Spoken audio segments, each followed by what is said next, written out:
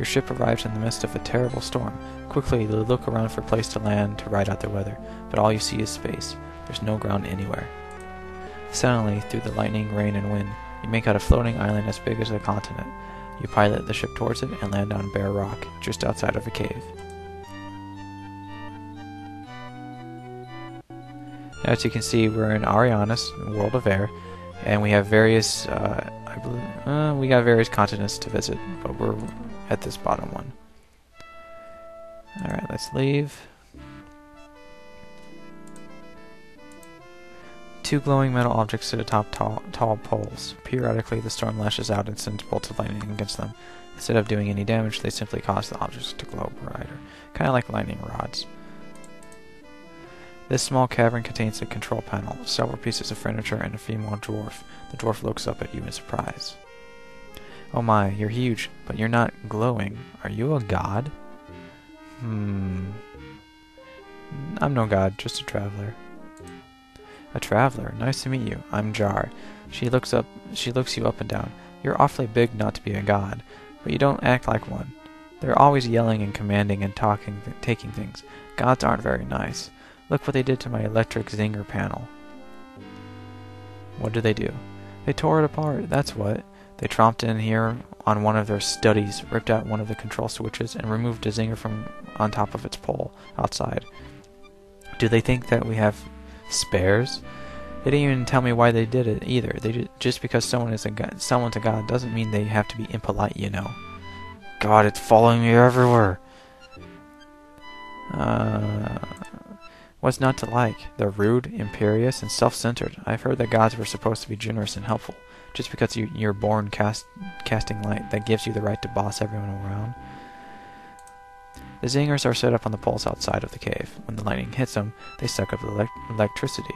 I think the Kicksey-Winsey likes electricity or something. After the zingers have sucked up all they can hold, I pull these levers. Then the show starts. I don't care for the show. What is the Kicksey-Winsey? Why? It's the machine. How can you not know about the Kicksey-Winsey? It's everywhere. It digs our homes out from the earth, it makes water for us to drink, and does, well, other things too. It's our responsibility to care for it, so it can care for us as well. She utters her final remark proudly. Alright, tell me more about these gods. Well, they only showed up about 100 years ago. They dropped from the air in a flying ship. We were curious, of course, and were prepared to greet them as friends, but a glowing figure emerged and declared itself our guard. At least, one of many. None of us glow, and no one had ever claimed to be a god before, so we believed it. Now they've moved in and taken control. Personally, I liked life without all this divine intervention.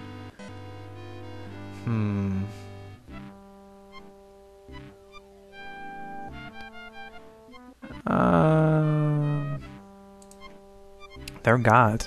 You don't just tell gods to go away if they get inconvenient. I might not like them, but they're ours. If they weren't gods, though, you can bet we'd have gotten rid of them long ago. Okay, I've enjoyed talking with you, but I'd rather do something else. Oh, certainly. Say hello to Limbeck if you get a chance. He's just in the next room. She immediately swings her gaze back to the gauges and studies them intently, totally oblivious to you. Okay, we spent forever.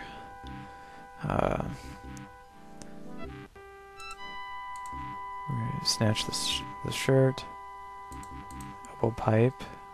5 points. Marmalade. Bread slice. Now, I've already run through this a little bit, so I already know what I have to do. And as you can see here, we have the option of, obviously,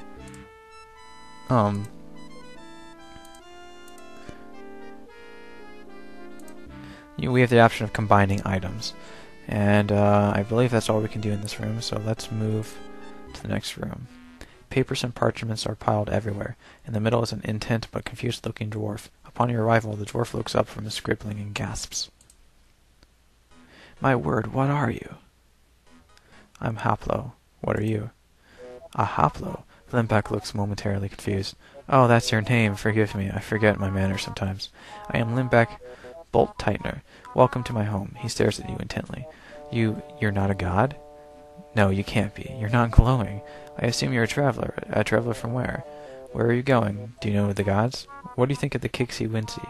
Limbeck continues to bombard you with a rush of questions without so much as pausing to breathe.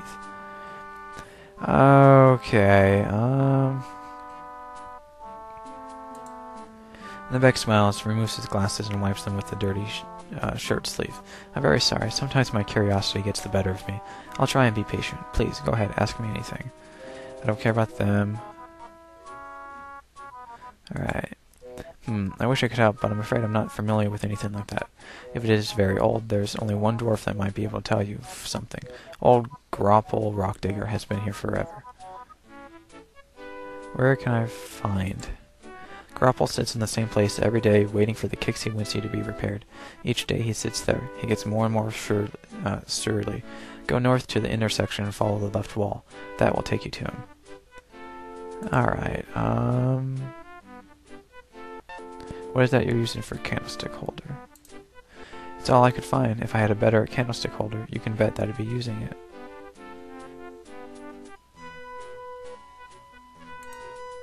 I found that jug of fast-drying ink quite a while ago. Despite the amount of speeches I write, I've only used a small portion of the ink the jug contains. I believe it will last indefinitely. What are you writing? He looks down at his parchment in frustration. Speeches. I have to convince my fellow dwarves that these gods aren't what they claim. They've oppressed us for too long. We must break the chains and take back our freedom. And then Beck drones on and on with tired revolutionary rhetoric, and then sighs. I'm just not very literate. I can't put my ideas down on paper very well, but I'm determined. Okay.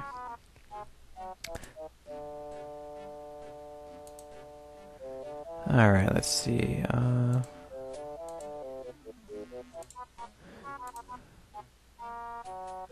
That doesn't have much. Alright. Alright, I'm gonna take the cork. Put the shirt in the ink. You shove the shirt into the ink jug, where it quickly soaks up quite a bit of black ink. But by the time you've pulled it out, the shirt is completely dry, albeit very black. Alright, let's give him... Without looking up, Limbeck accepts the bread and gobbles it down. The mountain of marmalade drips everywhere, even on the parchment before him. Drat, now I have to start all over. He throws the parchment to the side, selects another from a nearby pile, and begins to write. Take the parchment. It's a geological survey map of the continent of Drevlin.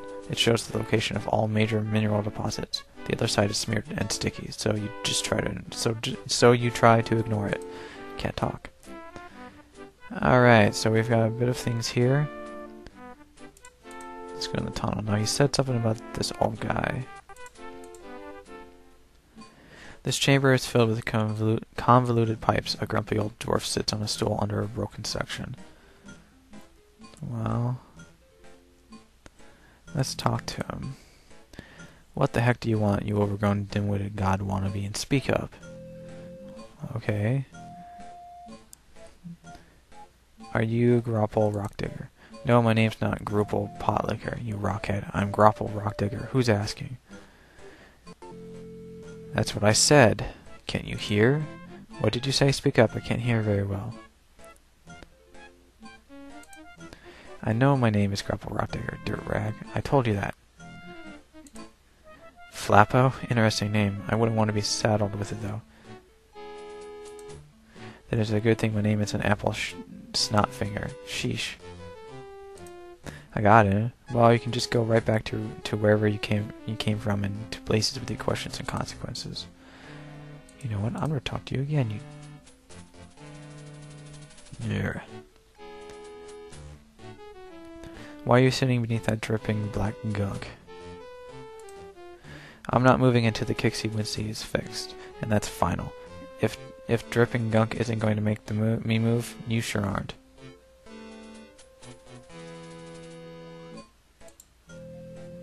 Listen, I'm sitting under a broken pipe that's dripping black goo on my head, and the gods have commanded everyone to stay away so they can't fix the problem. And you want me to be friendly? Answer all your questions with a smile? Well, I'll tell you what. Until the Kicksey-Winsey is fixed and those gods are gone, I'm not talking to anyone. No stories, no questions, nothing. Alright. What's wrong with it? A length of pipe has rotted away. I had to shut the main valve to keep it from spraying black gunk all over the place. So until the pipes are repaired, I can't risk reopening the valve. Alright, why don't you fix the pipes? It's not my job to fix it. Even if it was, I need something to fix it with. What about the box labeled pipe repair? Everybody's rummaged in that box, taking what they want without regard for the fact that the Kicksey-Winsey might actually need it. At one time, there were only 5 pipe fittings in the box. Now, there's only 1. Okay. It helps me here. It's a pipe fitting. I guess I got it from the box. Alright, tell you what. If I repair your pipe, will you tell me what I need to know? Why not? Fix my pipes and I'll answer your questions afterwards. As long as the gods are gone as well. I don't think very well with all these walking lamps about. I don't think the pipe helps your hearing all that much. Can I have it? Very well. As long as I have your word that you'll use it to repair my pipes. Will it be anything else? What became of the missing ones? Who knows? Some folks have absolutely no consideration. They took my pipe fittings for one silly purpose or another. Did they ask my permission? Not once. Why, the gods even made off with one of them. Even if I could get those other pieces back, I'll never see that one again. Okay. We're gonna take the elbow pipe. He already gave me his, so we got 3 of them now.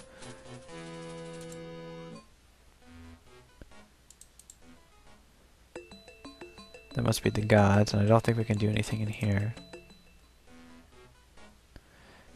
And I'm going to save again.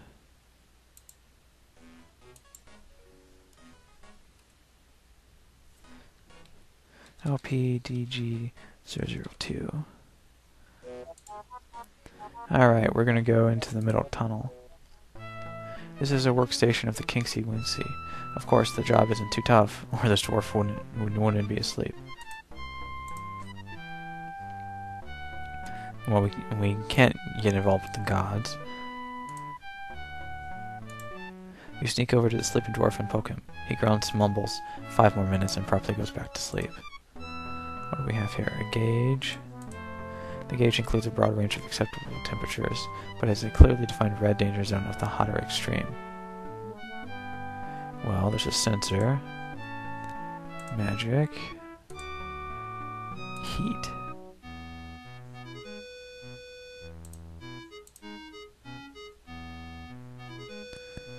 That woke him up. You hang the heat rune construct in the air. As soon as you have completed the glowing lines of your spell, the temperature sensor begins to smoke. The gauge's needle jumps into the danger zone and the twin bell alarm sounds.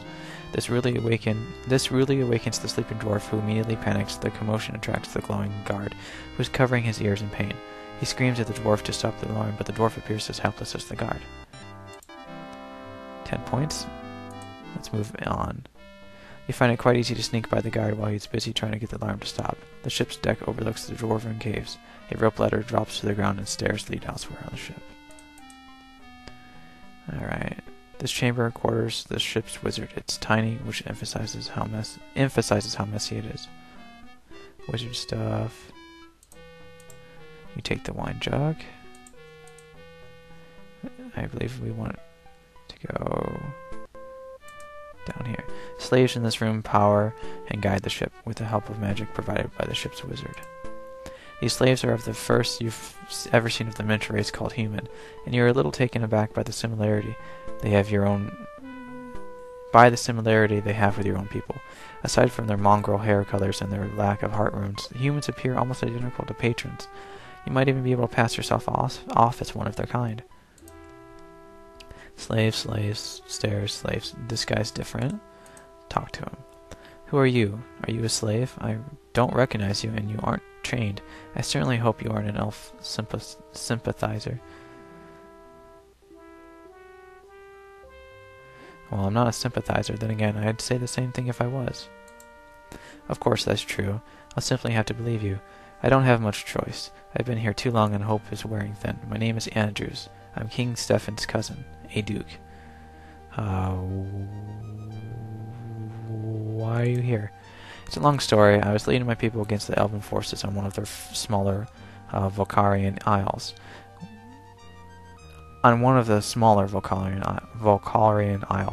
We were greatly overmatched, and they defeated us easily. They killed most of my army and took the rest as slaves, including myself. Luckily, they didn't